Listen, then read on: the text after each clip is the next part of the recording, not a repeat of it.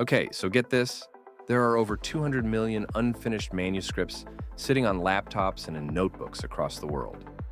That's not just a number, it's a graveyard of ideas that never made it past chapter 3. Oh, wow. That's a lot of stories that never saw the light of day. Exactly. And it's not because the ideas were bad. Most of the time, it's because people get stuck. They hit a wall, and they don't know how to climb over it. So what's the wall made of? Is it just writer's block? Or is there more to it? It's a mix of things. Sometimes it's writer's block, sure. But other times it's perfectionism, lack of direction, or even just the fear that what they're writing isn't good enough. And today we're diving into how AI is changing the game for writers who find themselves stuck. This is the Late Start Show, produced by Noontime Media. I am Saul. And I am Simone. We've got a pretty fascinating case study to unpack, don't we? We do. Ned Noon, who published Losing Control earlier this year, is a perfect example. His journey to publication was anything but smooth, and his story is packed with lessons for anyone trying to finish their own book. Sometimes the mistakes are the most valuable part of the process. Absolutely. And Ned's story's full of them. So let's start with the basics.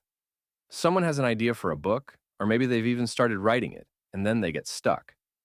What does stuck actually look like? It can look like a lot of things. Sometimes they don't know where the story goes next. Other times, they've written themselves into a corner, and the whole thing feels wrong, but they can't figure out why. And then there's the classic case of staring at the same words for so long that they just stop making sense. Oh, I've been there. Haven't we all? But here's the one nobody talks about. Sometimes people know exactly what they want to say, but they can't figure out how to say it in a way that feels authentic to them. That's interesting. Why do you think that happens?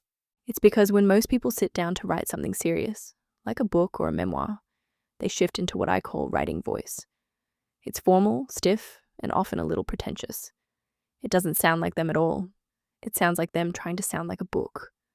Oh, I do that. I totally do that. Everyone does. And this is where AI can be surprisingly helpful, not as a writer, but as a mirror. A mirror? Yeah. You can paste in a few paragraphs of your natural writing, or even a long voice memo transcribed, and ask the AI to analyze your voice patterns. How long are your sentences? Do you use humor? Where does your energy live in the writing? What words do you reach for? So you're essentially training it to sound like you before you ask it to help you write. Exactly. And there's one more thing you have to tell it explicitly. What's that? You have to tell it what not to do. AI has habits, bad ones. Like what? Well, for starters, AI loves M dashes. It uses them constantly.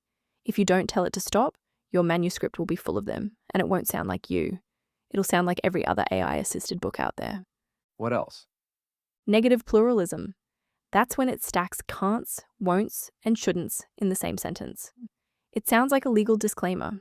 Real human writing doesn't do that. So you're basically writing a style guide for your AI collaborator before you let it touch your work. That's exactly what you're doing. And it takes maybe 20 minutes to build that prompt once, but then you can use it for the entire project. Okay, but what about the person who's stuck on the story itself? Not the style, the actual content. That's a different conversation to have with the AI. You paste in what you've written so far and say, here's what I've got. Here's what I'm trying to accomplish.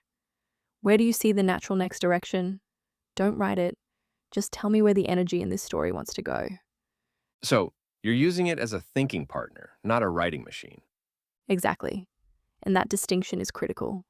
The moment you ask AI to write your book for you, you've lost the thing that makes your book worth reading. Your perspective, your experience, your voice. That's a sentence I want on a bumper sticker. Put it on a coffee mug. All right, let's say the book is written. The draft is done. Now what?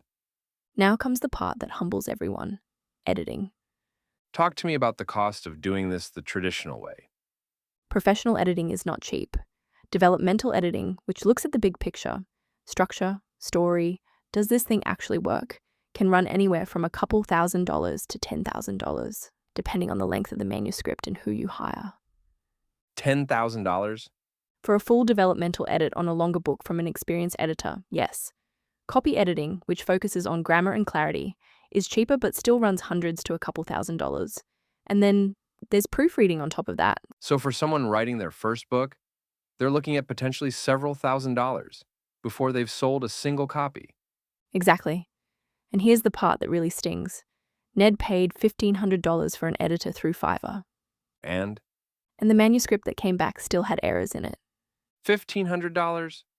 $1,500. And the book, Ned will be the first to tell you this, is technically correct but not always grammatically correct. Which every third-grade teacher will tell you is wrong. Now, to be fair, there's a school of thought that says starting a sentence with and or but is acceptable in modern writing. Some style guides allow it. But it's not what most readers expect from a published book. Exactly. And when it shows up repeatedly, it pulls people out of the reading experience. So what's the AI-assisted editing process that actually catches this stuff? It's a stack. You don't rely on one tool, you run it through multiple passes. Walk me through it. First pass, Grammarly. It catches the mechanical stuff, spelling, punctuation, obvious errors. Your brain fills in what you meant to write instead of what you actually wrote. Every time. Second pass, Claude. This is where you get into style analysis and line-level editing. You paste in your chapter, give it your style guide prompt, and ask it to flag anything that breaks your voice or doesn't land the way you intended. And it doesn't just fix things, it explains why. Exactly. Third pass, ChatGPT as a second opinion. Different model, different training, sometimes catches things Claude missed. And after all 3 passes, Human eyes, non-negotiable, even after all that, even after all that. Because AI tools, even good ones, don't read the way a human reader reads. so what's the human layer supposed to look like? Beta readers. 3 to 5 people who represent your actual audience. How do you find those people? Online communities around your genre. Writing forums, Facebook groups for readers in your category. Offer a free copy in exchange for honest feedback. And this is cheaper than a professional editor. It's free. And in some ways, it's more valuable because they're telling you the reader experience, not the technical verdict. Okay, the book is written, edited, and beta readers have weighed in. Now you have to actually publish it. Where do you start? You start by understanding that self-publishing has never been more accessible and never been more crowded. Platforms? The one most people start with is KDP, Kindle Direct Publishing, And Amazon is? the largest book retailer in the world. Downsides? Distribution is Amazon-centric. If you want your book in physical bookstores or libraries, KDP alone doesn't get you there. And that's where something like Ingram Spark comes in. Exactly. Ingram Spark gives you access to a much wider distribution network. So for someone writing their first book, what's the honest recommendation? Start with KDP, learn the process, get the book out. And if someone wants to go deeper, Janet Friedman, The Great Courses. good advice. If this episode gave you a clearer picture of where to start, we put together a free guide. That's nednoon.com. Find us on social at nednoon.ai. And if you know someone with a book idea gathering dust, send them this episode. We'll see you next time.